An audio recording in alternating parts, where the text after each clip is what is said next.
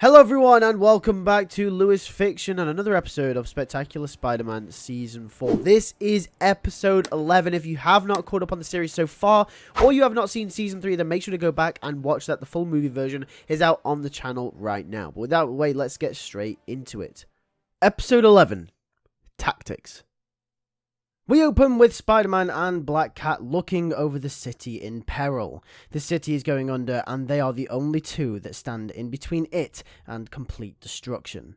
After revealing to Peter her grand plan to release Walter Hardy from prison that went horribly wrong, they both have decided to set aside their differences and try to fix everything and right the wrongs. They have to take out the villains one by one, but it won't be easy. Since this episode will heavily be action with Spider-Man and Black Cat fighting villains, we will cut to a few flashbacks to earlier in the school year, to Peter's history class. During these flashbacks, we will see Peter getting taught about history and tactics during war. Him and his classmates will learn of the Trojan Horse war tactic, which sees an enemy present its rival with a gift, only to reveal there are soldiers inside of the gift, which will go on to then conquer and destroy its rival. After the first class and in the downtime of the episode, we will cut to a few more scenes cutting between MJ and Peter.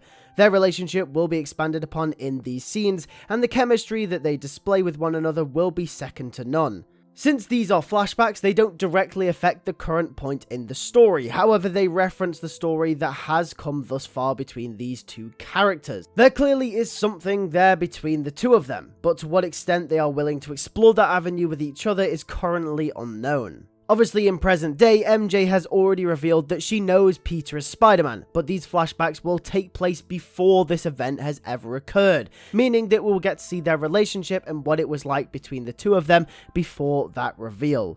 We will cut back to present day, and Peter and Black Cat will be fighting their way through the city. Not only have the villains created massive destruction and chaos, but criminals now see this as an opportunity to start riots and rob small stores to take advantage of the situation that they find themselves in. They know that Spider-Man isn't there to stop them, so go ahead with their schemes. On the same hand, the police are also distracted with trying to contain the villains as well. First, Black Cat and Spider-Man start by trying to take out Rhino, who they come into contact with. Spider-Man tries to lead Rhino down to the sewer, the same way in which he defeated him the first time. However, Rhino doesn't fall for this trick and calls Spider-Man out on it. At first, Spider-Man and Black Cat don't work well as a team, especially during this fight. Their falling out has meant that their coordination with one another isn't at its best. Spider-Man gets flung through a window. As Rhino charges towards Spider-Man, Cat jumps on his back and tries to steer him away with her lead, but to no avail, as Rhino flicks her off as if she's nothing. He continues to charge towards Spider-Man before Peter narrowly dodges out of the way. Spider-Man says to Cat that he's never really worked in a team much before. He's usually just used to going solo, and a little joke will be made of the time that he worked with Venom here as well. Cat will say she normally flies solo too, so they're both pretty much in the same position. This, along with the fact that they fell out beforehand, means that they aren't really working well as a team, as I mentioned. While Rhino was recovering from going head-on into a building, they devise a plan. Luckily, since they are closer to Ryker's island on the lower end of Manhattan, they decide to lead Rhino down towards the docks so they can trap him in the East River, where he won't be able to get out.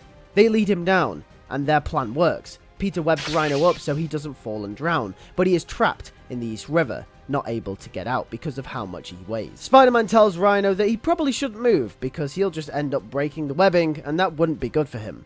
He says the cops are on their way. We cut to Jean DeWolf, who is in panic mode. Her first major event as NYPD captain, and this is it. She thinks back to the trust she had in Spider-Man. Not realizing the situation fully, she thinks to herself that Spider-Man is just a fraud. If he was any kind of hero, he wouldn't have let any of this happen in the first place. She's upset, angry. The city that she must protect is under a storm of villains. She shouts to the precinct. Every single superpowered being in this city is to be put under arrest, including Spider-Man. We cut back to Peter and Felicia, who are deciding who to go for next.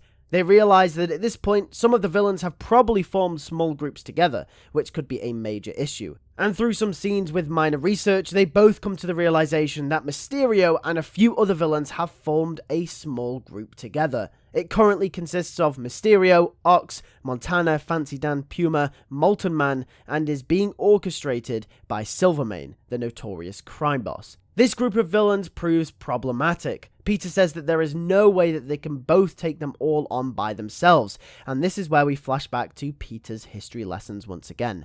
They are learning more about the Trojan horse method of attack, learning more about how to break your enemy from the inside.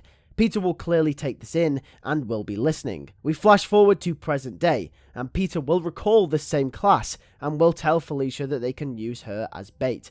He will tell Felicia to go to Mysterio as herself, acting as if she is still an ally to Quentin Beck, only to get the upper hand and take down the whole group.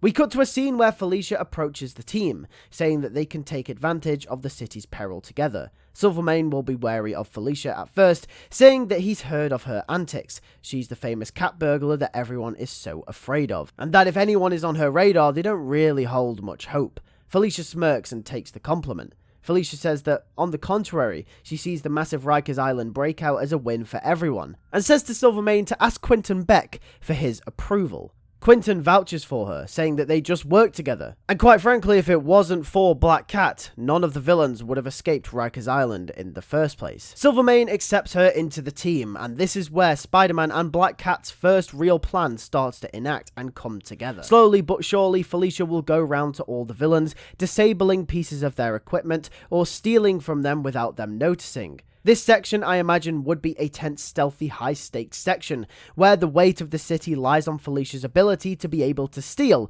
which lines up perfectly with her character. What she does best will be on display here, except the stakes is that the whole city depends on her. She finishes by stealing Silvermane's gun, in which when he realizes, he confronts her. But before she could be restrained, Spider-Man swoops in. Shocker's blasters don't work, Fancy Dan lost his speed, Ox has lost a portion of his strength, Mysterio can't create the same illusions as he could before, and their plan pays off. Spider-Man and Black Cat, using the Trojan horse method, manage to take out all the villains fairly easily, apart from Molten Man, who remains. However, we will get the feeling that Molten Man doesn't really want to fight, and manages to escape during the chaos, when he realizes that Spider-Man and Black Cat have the upper hand on the villains. The rest of the villains are sent to prison, and the only ones that weren't captured were Molten Man and Scorpion. Only them two out of the rest ain't bad, says Spider-Man, but there is still work that needs to be done. He looks over to Cat, who is reflecting on the situation. She knows what he's about to say, and he says that she needs to hand over Walter Hardy. She knows that his release is the only cause of this. Peter says that he won't ask a second time. Felicia sheds a tear and says fine, on one condition.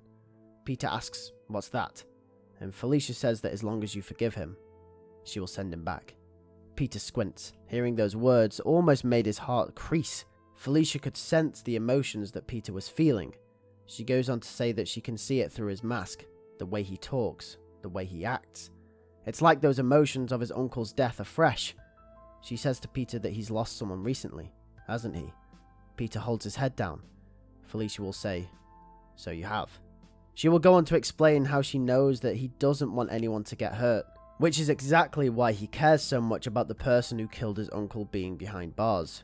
But she's willing to let her father go, if it means he can get forgiveness for what he did. Peter looks away from her, almost not agreeing at first. She says that her father isn't a bad man, he just had bad luck. Felicia says that one day you'll have to give in to forgiveness. And after all of this, she has realized now that her father should have never been let out. And she can forgive Peter for not letting him go the first time back in Season 2. She no longer holds that grudge, but he should do the same thing. Because if he doesn't forgive Walter Hardy for what happened that night, it will eat him up inside. It'll eat him up until the day he dies. Even if he's not willing to forgive himself for what happened, at least forgive the man that now has reformed. Peter will turn back around to face her. He understands.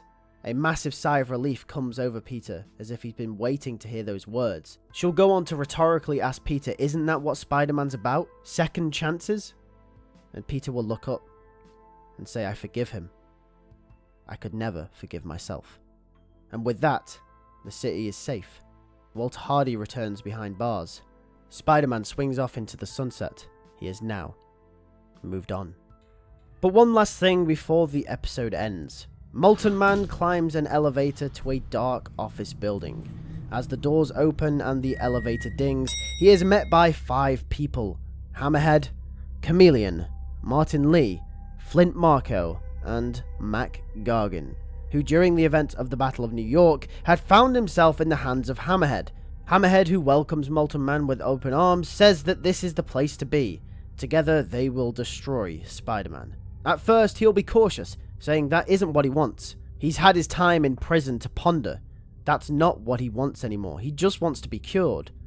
He just wants to be normal. Hammerhead says that's understandable, which is why the boss has promised a cure if he joins the team, and if the task is carried out successfully. Mark will say that he's heard that one before in a slightly stern voice, but Hammerhead reassures him that his boss, the new big man, is very persuasive and keeps his word. Mark powers down and says he's sorry for almost lashing out. Hammerhead reaches out and puts his arm around him and says don't ever apologize. If there's one thing he's learned recently, it's that you should never apologize. And with that, we end the episode. Thank you for watching Spectacular Spider-Man Season 4, Episode 11. Obviously, this was a very big episode in terms of Peter and kind of his relationship with Uncle Ben's death. Obviously, with Black Cat coming back into the fold and Walter Hardy being behind bars once again. I thought this would be a nice episode to kind of wrap up that story that was still left unhinged at the end of Season 2 between Walter Hardy, Black Cat, and Peter. But anyway, hopefully you enjoyed. I'll catch you guys for the final 2 episodes in the next 2 weeks. Take care and peace.